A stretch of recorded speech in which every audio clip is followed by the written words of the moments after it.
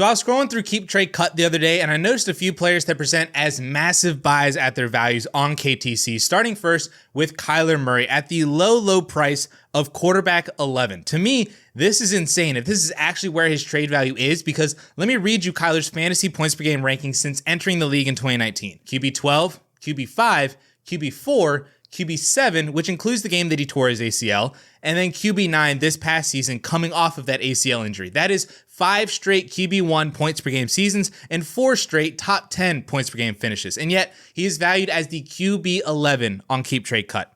Make that one make sense to me. And when you look at Kyler Murray from the lens of 2024 and on, this is year 2 after the ACL tear, year 2 in the post-Cliff Kingsbury offense under Jonathan Gannon and Drew Petzing. And even though Hollywood Brown is a free agent, it is entirely possible that he's re-signed. And just about every single NFL mock draft I've seen has the Arizona Cardinals taking Marvin Harrison Jr. 4th overall. So we're talking about a young, very mobile quarterback who averages over 600 rushing yards and 7 rushing touchdowns over 17 games in his career, throwing to a potential receiving cast of Marvin Harrison Jr., Hollywood Brown, and Trey McBride, who has never finished outside the top 12 in fantasy points per game in his entire career, and he's currently valued at QB 11 in Dynasty. What am I missing here? Like, this shouldn't really be a hard sell at all. And when you look at the quarterbacks going around Kyler Murray on Keep Trade Cut, I would take him easily over Trevor Lawrence, Drake May, and Jordan Love. I would take him over Anthony Richardson. I would take him over Caleb Williams. And to be honest, I'm not really in love with Justin Herbert being paired with Jim Harbaugh. Maybe that's a bit of an overreaction right now, but I wouldn't shy away from moving Justin Herbert for Kyler Murray plus. In fact, the DLF Trade Finder is littered with recent deals that I love to buy Kyler Murray for, like Trevor Lawrence, Terry McLaurin, Najee Harris, and Jalen Warren for Kyler Murray and 1.05 in Superflex, Kyler and a second-round pick for Baker Mayfield and Chris Olave, Kyler for a 2026 first and a couple of second-round picks. And here's an example of tearing down from Justin Herbert to get Kyler Murray and an extra 2025 first from a team that finished with the 1.07 this year. I truly don't think there is a bigger buy in all of Dynasty Fantasy Football right now than Kyler Murray, and he needs to be on every single one of your teams at these prices. Now, if you're looking for a cheap one-year rental at quarterback to push you over the edge in 2024 for that championship run, take a look at Aaron Rodgers, who for some reason is being valued as the QB 31 on Keep Trade Cut. That is behind JJ McCarthy, Michael Penix, and Bo Nix, all of whom may not even be first-round picks in the NFL draft this year. That is also behind Geno Smith, 1 spot ahead of Russell Wilson, and 2 spots ahead of Derek Carr. And look, I get it. He's 40 years old. He's flirted with retiring to go host Jeopardy now for like 3 years in a row. He's coming off of an Achilles injury, and just in general, like as a human being, he is a very weird dude. I get all of that. But it's still Aaron Rodgers. This is a quarterback who has never finished below QB 13 overall when he's played an entire season. And that QB 13 overall finish was back in 2022 when it was his first year without a legitimate wide receiver 1. He was thrown to Romeo Doubs and then Christian Watson for half the year, and the other half he was hurt. Now he's on the New York Jets with Garrett Wilson, Breece Hall, and the biggest chip on his shoulder to prove to everyone that his weird Achilles rehab science works and that he can succeed in New York. It is wild to me that you can get Aaron Rodgers at QB 31 overall. And even if it's just for 2024 and he's just like a top 20 fantasy quarterback, that is completely worth it in and of itself. But imagine if he's old Aaron Rodgers, if he finishes in the top 10 or even the top 5 next year, and you just bought him for pennies on the dollar. I'm talking Rodgers for the 2.05 in a Superflex league, Rodgers for Aiden O'Connell and a 2025 second, Rodgers for Jalen Warren and Ty Chandler. Like, what the heck are we doing here? I get being concerned about the risk of a drop in production because of the Achilles injury. I get being concerned about his impending retirement, but all of that risk is baked into this current price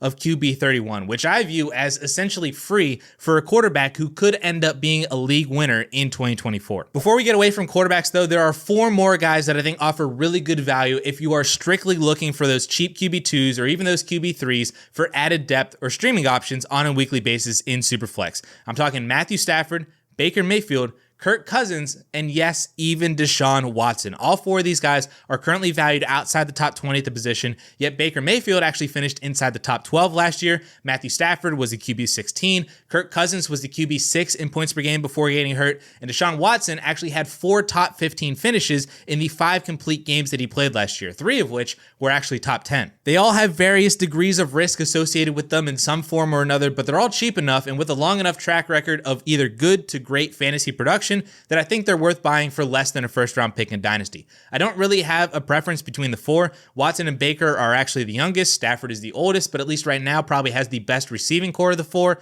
But assuming Kirk Cousins stays in Minnesota, then he would have the best receiving core, or at least the best wide receiver one of this entire group by far. So if you need some added depth or that cheap QB2, QB3 option, try going after one of these guys and just see which one of them you can get the cheapest. Moving over to wide receiver, I will continue to talk about DK Metcalf as a tremendous buy low candidate for 2024, especially when he's going as the wide receiver 26 on Keep Trade Cut. This is honestly a pretty similar argument to Kyler Murray because since entering the league in 2019, Metcalf's fantasy finishes have been wide receiver 30, wide receiver 6, wide receiver 15, wide receiver 14, and wide receiver 21. So we have seen 4 straight seasons of top 24 production since DK Metcalf's rookie year, 3 of which were top 15. And yet Metcalf is going as the wide receiver 26. Tyler Lockett can be cut this offseason to save $8 million against the cap, or he could be designated as a post-June 1st cut like what happened to Dalvin Cook last year, and Seattle would save $18 million this year against the cap. If you remove Tyler Lockett from this equation, Seattle's passing offense is now funneled through Jackson Smith-Njigba and DK Metcalf, which opens the door massively for both of them to see more targets, which not only raises each of their floors for fantasy football, but also their ceilings. If we can just get him back to that 8.5 targets per game that he averaged in 2022, if Tyler Lockett is gone and it's just him and JSN, then that is more opportunities every single week for those monster game-breaking plays in huge, massive spike weeks, while also elevating his floor and making him a more consistent option on a weekly basis. I would take Metcalf straight up right now over Zay Flowers, Jordan Addison, and his teammate Jackson Smith-Njigba, and I think you can easily make the argument for him over guys like T. Higgins, Michael Pittman, Devonta Smith, Jalen Waddle, and even honestly DJ Moore, especially if you believe that the Bears are adding a Malik Neighbors or Rome Odunze type of rookie with their second top 10 pick. But Metcalf is going behind every single one of those guys right now. You can actually get Metcalf for Isaiah Pacheco and a couple second-round picks, James Cook and a second-round pick, a 2025 first and second, or a late first-round pick like the 1.08 straight up, or apparently even the 111 straight up in Superflex leagues. I think it's insane that we are looking at a high upside NFL wide receiver 1 and valuing him outside the top 25 in Dynasty, despite him finishing higher than that in 4 straight years, and quite possibly could be in the best situation of his career in 2024. But speaking of the best situation of his career in 2024, we need to talk about Chris Godwin, who is currently being valued as the wide receiver 40, which again, just in general is insane for a player who's finished way ahead of that mark 6 years in a row now, including the year he missed 4 games. But there are a couple key points that are massively trending up for Chris Godwin's 2024 year to be the best year he's had in a while. First, as we all know, Mike Evans is a free agent, and as of Monday afternoon, the reports are that the two sides are very far apart on numbers, and it seems like Mike Evans is going to test the free agent market and potentially sign somewhere else. That alone would move Chris Godwin to the de facto wide receiver 1 on the Bucs, with very little target competition on the team currently. Second, Dave Canales is out as the offensive coordinator. He went to take on the Carolina Panthers job, and in comes Liam Cohen from Kentucky, who also previously was the offensive coordinator for the LA Rams under Sean McVay. Now, Cohen's history with wide receivers has actually been pretty interesting the past couple of years. He was very successful in 2021 at Kentucky, utilizing Wan'Dale Robinson in the slot very effectively to the tune of 1,300 yards and 7 touchdowns, and then was with the Rams as the offensive coordinator during Cooper Kupp's Triple Crown season back in 2022. And in a recent press conference at the beginning of February, Cohen said that he sees Chris Godwin working as that F-type receiver in their offense, the same exact role that Cooper Kupp plays in the Rams offense, which is Godwin's strength as a volume-based receiver. And just to speak to Godwin's insane consistency over the years, he has scored 10 plus PPR points in 62 of 88 games played since the start of 2018. That is 15th among all wide receivers who have played at least 40 games over that stretch. Coincidentally, DK Metcalf is also 14th on that list with 72% of games over 10 PPR points. You can get Chris Godwin right now for Cole Kmet straight up, or the 2.09 straight up, Jerry Jeudy and Tyler Lockett combined, or Kendre Miller and Khalil Shakir combined, or get Chris Godwin and Deebo Samuel for Jordan Addison. These trades are so horrendously cheap that there's actually no excuse not to have Chris Godwin on your roster by the end of this week. All right, now the running back position is a little tricky at this point in the offseason because so much can change between now and the start of the season that it's difficult to fully trust buying most running backs in February.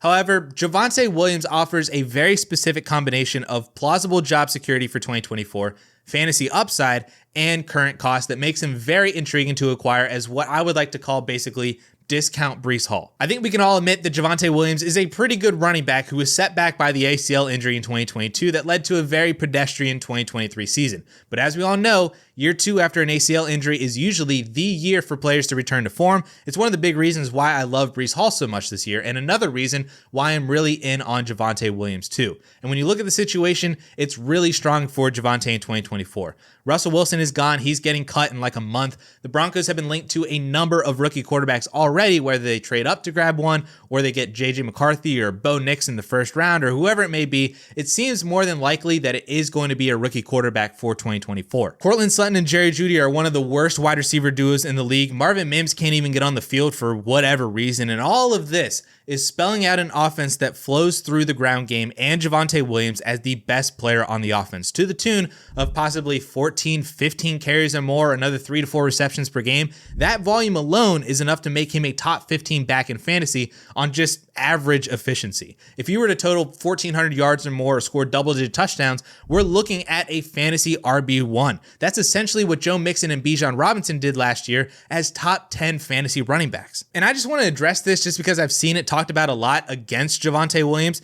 Sean Payton did not really have a committee backfield last year. It was as normal as any other backfield in the league. Javonte accounted for 62% of the Broncos' rush attempts last year, and that's including the game he missed. That is the same percentage as Josh Jacobs, Kenneth Walker, Najee Harris, Isaiah Pacheco, and James Cook. And if you look at the numbers from week 8 on, after Javonte really started to get back into the swing of things from his ACL injury, that 62% jumps up to 68, which was 11th in the league last year over the second half of the season. Right there with Tony Pollard, DeAndre Swift, Travis Etienne, and Austin Eckler. And you can see that from his game log too. I mean, from weeks 8 through 17, Javonte was on pace for 275 carries and 50 receptions. That is 325 total touches, which would have been the third most total touches by all running backs in 2023. So I don't want to hear about Sean Payton's committee backfields in Denver. It didn't exist in 2023, and there's no reason to assume it would exist in 2024 with an even healthier Javonte Williams 2 years removed from his ACL injury. If you have other running backs like David Montgomery, Ramondre Stevenson, DeAndre Swift, or even Brian Robinson, I would be actively trying to trade them and pivot over to Javonte Williams, even add up to like a mid to late second round pick to make that move.